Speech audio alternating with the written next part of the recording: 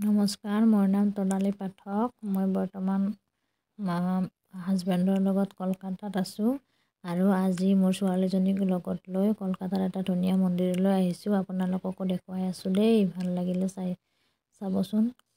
ইমান ধুনীয়া মন্দিৰ। আৰু এয়া মোৰ ছোৱালীজনী গুণাক্ষী নাম তাইৰ। প্ৰথমবাৰ মন্দিৰত লৈ আহিছোঁ তাইক।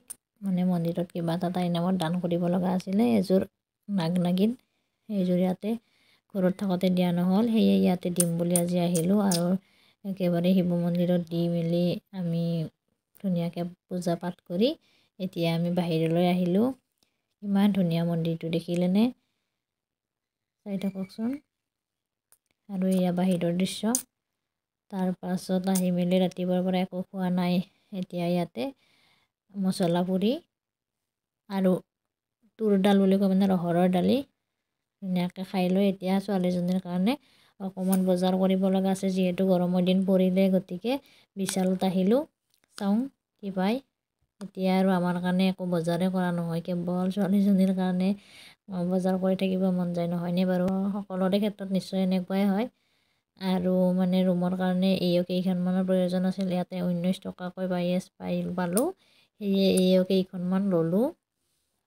আমাৰ অসমত চাগে 19 টকাত নাপায়, নে পায় নাজানো। আৰু এয়া গুণৰ সৰু ছোৱালী, যিহেতুকে যি দেখে তাকে লাগিব, গতিকে তাইৰে বজাৰখিনি কৰি ল'লোঁ। বুকো ল'লোঁ লগতে এখন। ভালকৈ চাব পৰা হোৱা নাই, তথাপিতো লৈ ল'লোঁ। তাৰপাছত ইয়াতে গাৰু এটা ল'ব লগা আছিল তাইৰ কাৰণে, এইটো চাই আছোঁ। গোটেইখিনি চাই মেলি বজাৰ কৰি এতিয়া আমি ঘৰলৈ আহিলোঁ, ৰুমলৈ। আহিয়ে কাপোৰ চাপোৰ ওলাই একেবাৰে পাকঘৰত লাগিলোঁ। আৰু গাখীৰখিনি দি থৈ গৈছিল, গাখীৰখিনি গৰম হ'বলৈ দিলোঁ। আৰু ইয়াততো আমাৰ তাৰ দৰে বুটৰ হেৰি নাই, সেয়ে এইখিনিয়ে প্ৰসাদ।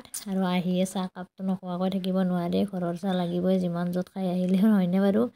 আৰু এইফালে দালিখিনিও সিজিব দিলোঁ। আজি বেছি সময় নাই, গতিকে বহুত কেইবিধ দালি বনাই এনেকৈয়ে খালোঁ। ভিডিঅ'টো ভাল লাগিলে লাইক, শ্বেয়াৰ আৰু ছাবস্ক্ৰাইব কৰিবলৈ নাপাহৰিব দেই। আৰু কলিকতাৰ ধুনীয়া ধুনীয়া ঠাইবোৰ চাই থাকিবলৈ মোৰ এই চেনেলটো প্লিজ ছাবস্ক্ৰাইব কৰিব দেই। আজিলৈ আহিছোঁ, বাই বাই।